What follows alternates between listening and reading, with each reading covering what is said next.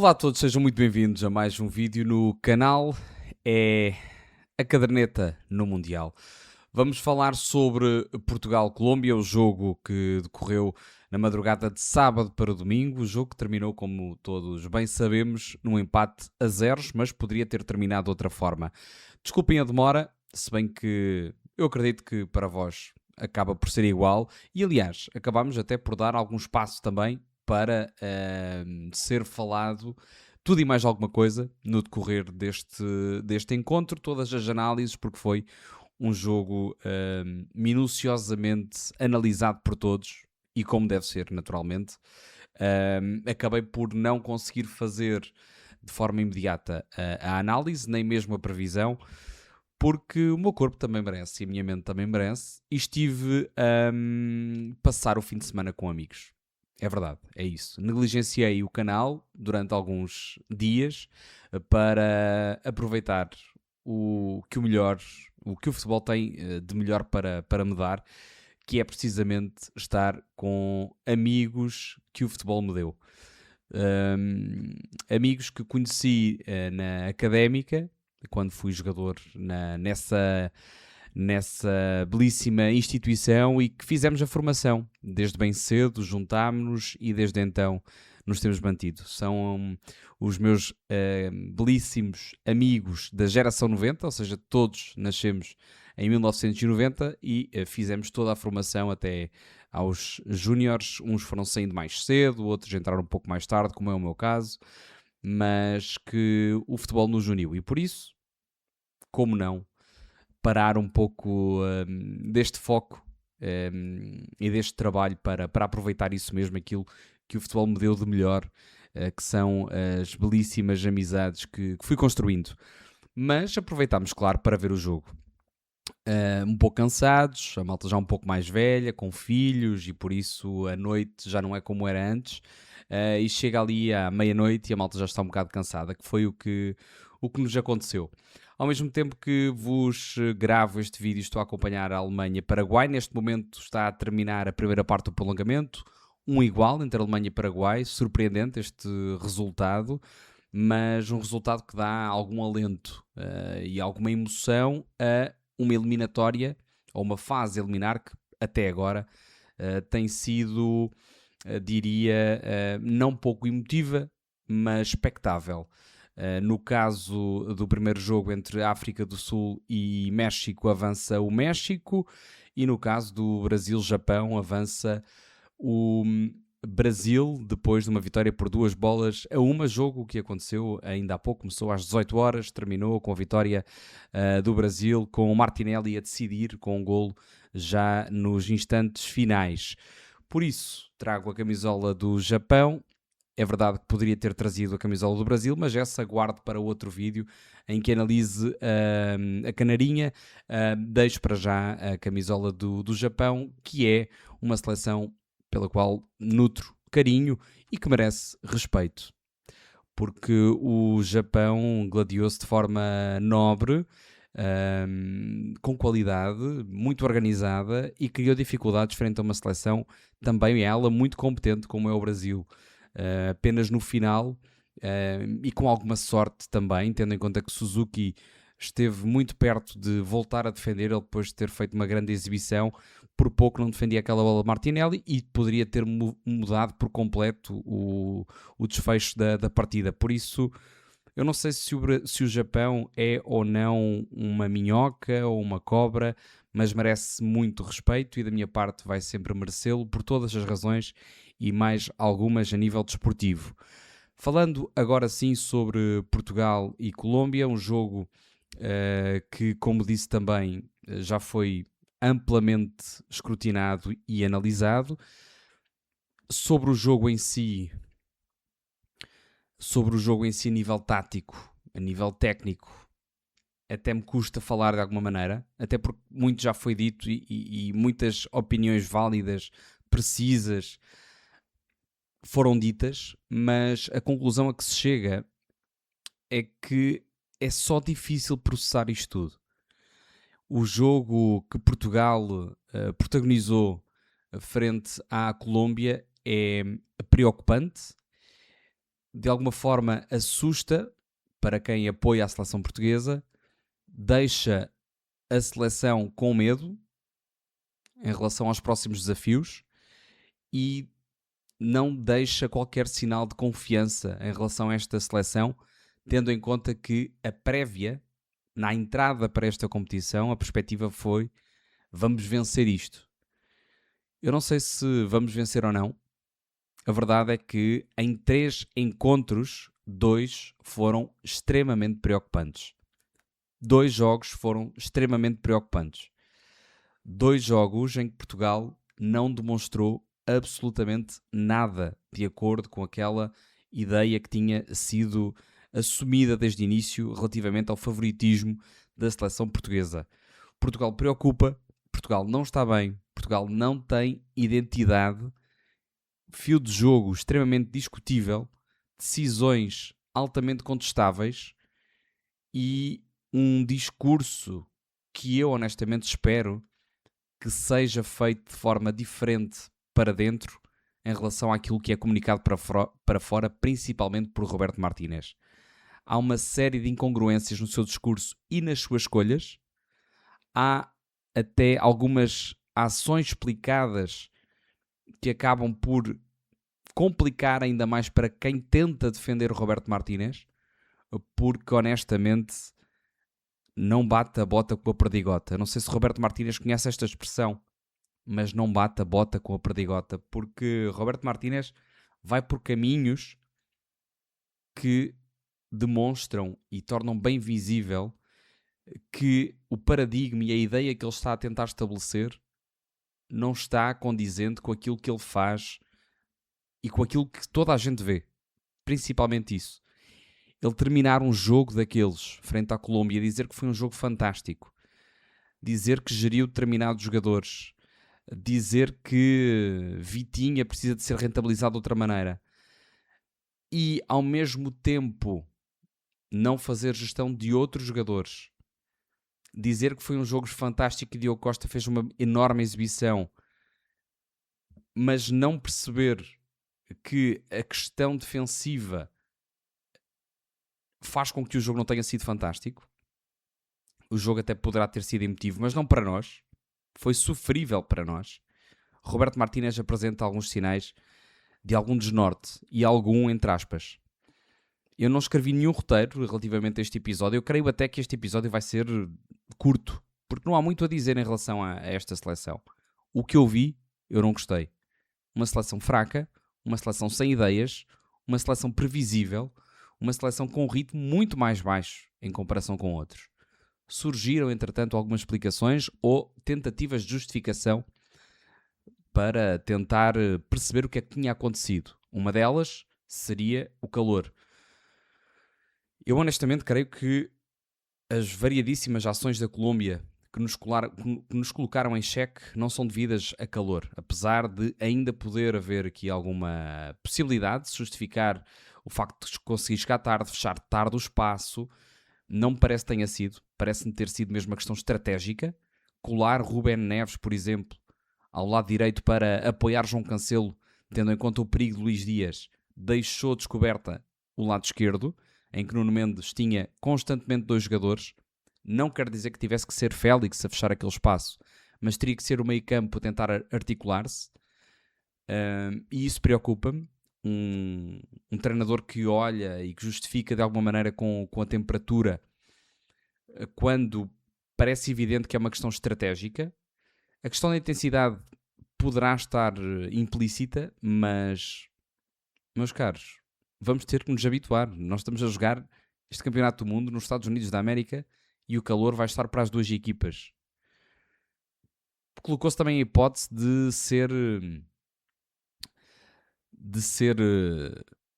intenção da seleção ficar no segundo lugar para jogar contra seleções mais europeias, que estão do lado do bracket, onde Portugal ficou. Eu sinceramente não me parece que essa seja uma justificação, até porque a seleção precisa de vencer mais do que alinhar estratégias, porque para ser campeão do mundo não se pode ter medo dos lados do bracket, do lado do calendário. Não pode ter medo e não pode contar com isso. Tem que contar com a sua mentalidade e a sua estratégia, independentemente do adversário. Caso contrário, se estiver a tentar passar pelos pingos da chuva, pode correr muito mal e pode não fazer sentido. Aliás, ficar deste lado, jogando contra a Croácia, vamos ter menos um dia de descanso. E se foi uma questão física, a questão do descanso será determinante para nos apresentarmos no melhor nível. Por isso, as justificações que vão surgindo e que colocam, ou que tentam colocar a equipa de uma forma, ou proteger a equipa e atribuir a fatores externos, não me parece lógica.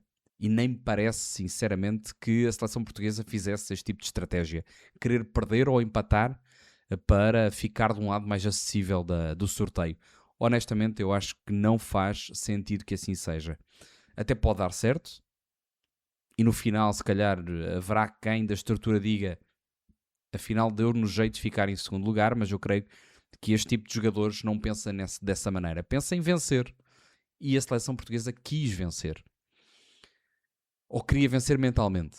Houve sinais e houve estratégias e momentos em que deu para perceber que Portugal simplesmente não queria perder. A substituição de um lateral ao minuto 90, a troca de bola entre centrais já perto do final, deu a sensação de que Portugal sentia-se confortável daquele lado. E com o empate, tendo em conta que pouco tempo antes tinha sofrido um golo anulado depois por causa da unha mal cortada de Davinson Sanchez. Mas sinceramente acho que Portugal empatou e até a boca me ia fugindo para perdeu, porque aquele golo anulado acho que condizia bem com a prestação de Portugal e da Colômbia, que esteve bem, e Portugal poderia e deveria ter perdido este jogo, porque foi um jogo fraco, pobre da seleção portuguesa, e a derrota cairia bem e poderia ser um novo sinal de alarme para a seleção portuguesa. Se aconteceu frente à República Democrática do Congo, em que a seleção portuguesa parece que acordou de alguma maneira e uniu as tropas em torno das críticas que surgiram, poderia ter acontecido o mesmo efeito numa eventual segunda derrota. Creio que continua numa eventual primeira derrota, tendo em conta que o primeiro jogo não foi derrota. Soube a derrota, mas não foi. Mas eu acho que esse sentimento perdura. E acho que é importante manter a pressão, porque claramente, por parte do treinador, parece que não há pressão nem exigência. Algo que eu já contestei no final do jogo frente à República Democrática do Congo. Parece que Roberto Martínez termina todo e qualquer jogo satisfeito, pleno, porque determinadas nuances do jogo foram cumpridas, sem perceber que o que nós queremos é vencer. Claro que nós queremos jogar bem, e claro que é possível jogar bem com esta seleção, mas vencer é determinante. Mostrar um jogo ofensivo é determinante. Mostrar que queremos ganhar. Outras vozes falavam sobre falta de motivação, falta de querer. Outros falaram até fazer a cama a Roberto Martínez, coisa que não me parece fazer sentido, tendo em conta que o Roberto está fora da seleção, por isso não entra na equação. Os jogadores estão lá por eles mesmos e, claro, espero eu, alinhados com o Roberto Martínez. Mas, como disse, até me custa fazer este vídeo porque há muitas explicações, muitas teorias, muitas ideias, muitas conspirações, mas só uma certeza, e é bem visível. Portugal está mal, Portugal não convence e Portugal precisa de fazer muito melhor caso queira chegar longe nesta competição. Ainda para mais depois de ter empatado um primeiro jogo onde era esperada a vitória, ter dado uma boa resposta frente à equipa mais fraca do grupo, em que rapidamente emproaram, ficaram de peito feito, a pensar que estava feito o desenho do grupo, mas o último jogo tinha que ser dado outra resposta e esperava-se um rendimento crescente na seleção portuguesa e não aconteceu. Muito preocupante. Eu olho para outras seleções, para um Brasil que responde bem a uma adversidade, estando a perder frente ao Japão, ao intervalo. Vejo uma Alemanha dominar o jogo, apesar de ter perdido, ter estado a perder frente ao Paraguai. É um resultado surpreendente, é certo, mas o estilo de jogo, a forma como se comportam, constantes diagonais, velocidade 1.5, movimentos de ruptura, mudanças de velocidade e de ritmo de jogo. Portugal parece que tem só parece que só joga num movimento e numa velocidade.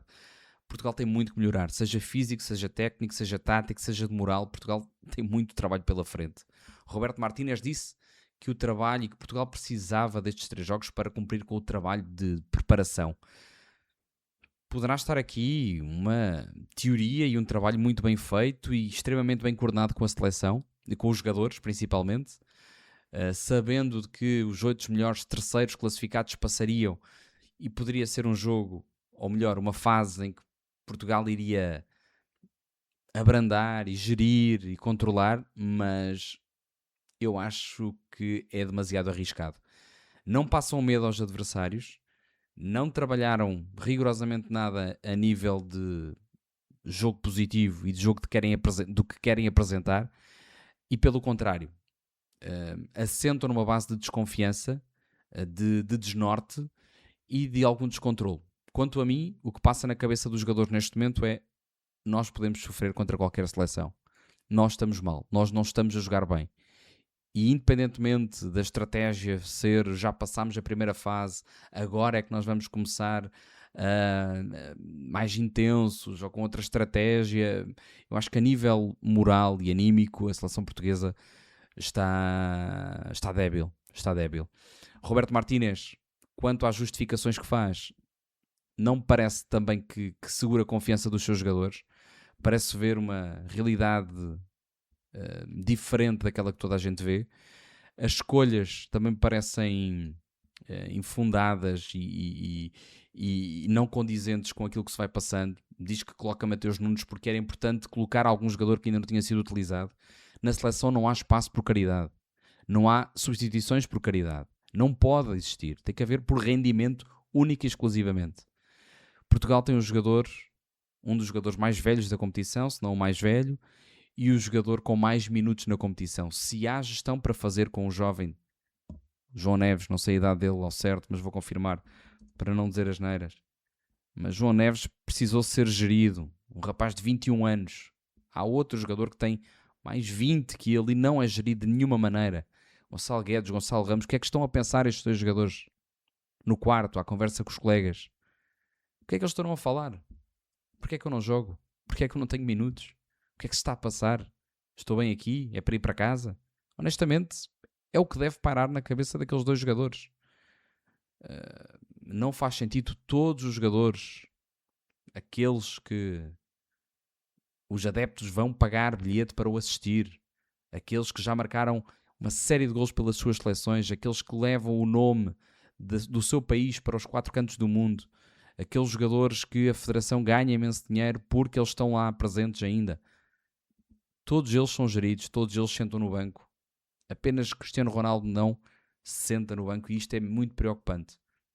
Eu não coloco as culpas nele relativamente a este jogo, mas é importante deixar claro que se há alternativa B e C para todas as posições, apenas uma não existe, não me parece lógico, nem claro, nem justo. Nem justo. Preocupante também surgem depois as declarações dos jogadores. Hoje não declarações. Rubén Dias diz nas redes sociais diz que não foi grande coisa, mas persistimos e resistimos. Não foi grande coisa indo na orientação contrária de Roberto Martínez, que disse que tinha sido um jogo fantástico. Diogo Dalot fala sobre uma Colômbia que é preciso respeitar e que tem um grande historial em seleções. Não tem. Não é verdade. Preocupante também. João Félix hoje disse que quando o colocam na posição certa, que ele rende, mandando uma bicada bem cedo ao seu treinador, porque provavelmente o encosta demasiado à esquerda. Tudo isto são sinais preocupantes quanto a mim. Cristiano Ronaldo, depois de um empate que deu para perceber que não era a intenção da equipa, deixou as palavras para outro jogo, talvez quando faça golo.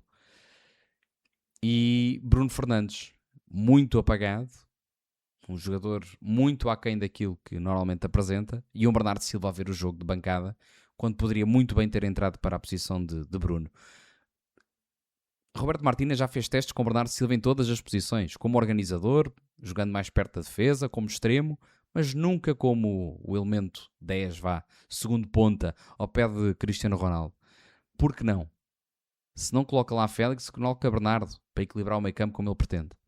Transições defensivas preocupantes. Organização defensiva preocupante. Ainda que, e depois, os números vão-me calar de alguma maneira, mas não são os dados que me vão tirar a minha análise de coisas que eu vi. Portugal termina esta fase de grupos com um gol sofrido frente à República Democrática do Congo, numa sequência de uma bola parada, um pontapé de canto. Frente à Colômbia, igual. Sofre um golo numa bola parada, ou numa sequência de bola parada, com uma passividade gigante a sair a Quintero, que com aquele espaço todo, com aquele tempo, tira uma grande bola para Davinson Sanchez. Foi, felizmente para Portugal ou não, anulado, mas parece-me evidente de que é também algo a limar. Termina também a fase de grupos com 6 golos marcados, por isso, a nível defensivo, Portugal coeso, mas também não seria esperar de outra coisa, porque aquele bloco não se desfaz de todo. Aquele bloco defensivo não se desfaz. Não há rupturas, não há espaço concedido, é um bloco baixo, um bloco organizado. Outro dado curioso, é que do lote favorito, Portugal é das piores seleções a recuperar a bola em zona adiantada do terreno, o que significa que, quando está em organização defensiva, Portugal recua demasiado. E isto faz com que, quando recupera a bola, tem que fazer transições longas, demorar tempo até chegar ao outro lado, já que a transição é feita fundamentalmente com os homens de ataque. Porque os laterais estão organizados atrás, não vão ser eles a sair rápido na frente, senão dão em malucos, não é? Porque se a bola começa a sair em transição e eles disparam, eles não aguentam muito tempo. E na frente tens um jogador de ruptura, pelo menos no último jogo tinhas, que era Pedro Neto. Cristiano Ronaldo já não o é, João Félix também muito menos, ainda que tenha tentado. Mas deu para perceber que contra um central ou um lateral mais rápido tem dificuldades e é natural. João Félix tem uma transição em apoio, não é uma transição em velocidade. Por isso, sinais de alerta em relação à seleção portuguesa, na minha opinião. Vamos jogar frente à seleção croata na madrugada de quinta para sexta-feira, assim é que é. Vamos ter menos um dia de descanso do que se ficássemos em primeiro lugar. A Croácia, que terminou esta fase de grupos em segundo lugar, à frente do Gana e do Panamá. O Panamá em último com 0 pontos. Gana em terceiro com 4. Croácia em segundo com 6. E em primeiro ficou a Inglaterra. A Croácia começou por perder frente à Inglaterra por 4-2. Ganhou pela margem mínima frente ao Panamá por 1-0 e venceu o Gana, que nesse encontro ainda não tinha sofrido qualquer golo. Venceu por 2-1 com um golo já nos últimos 10 minutos, com Nikola Vlasic a fazer o golo da reviravolta. Aliás, sim, o golo da vitória, digamos assim. Portanto, um jogo que se perspectiva difícil. Em relação a este jogo, eu vou fazer uma análise, um vídeo de antevisão, assim é que é, sem me querer engasgar como fiz agora, mas vou tentar antever com mais informações relativas ao que for dito na imprensa sobre possíveis presenças no 11, ausências eventuais, irei falar sobre isso. Por isso, para já, ficamos com este vídeo amargurado, triste, não diria fúnebre, mas quase. E para me animar o coração, para reanimá-lo de alguma maneira, vou acompanhar as grandes penalidades entre Alemanha e Paraguai. O que seria se o Paraguai vencesse a Alemanha nos 32 avos de final do Mundial 2026? Vou ver e daqui a nada, amanhã, volto para gravar novo episódio para vocês. Obrigado por estarem desse lado, um beijo no vosso coração e até à próxima.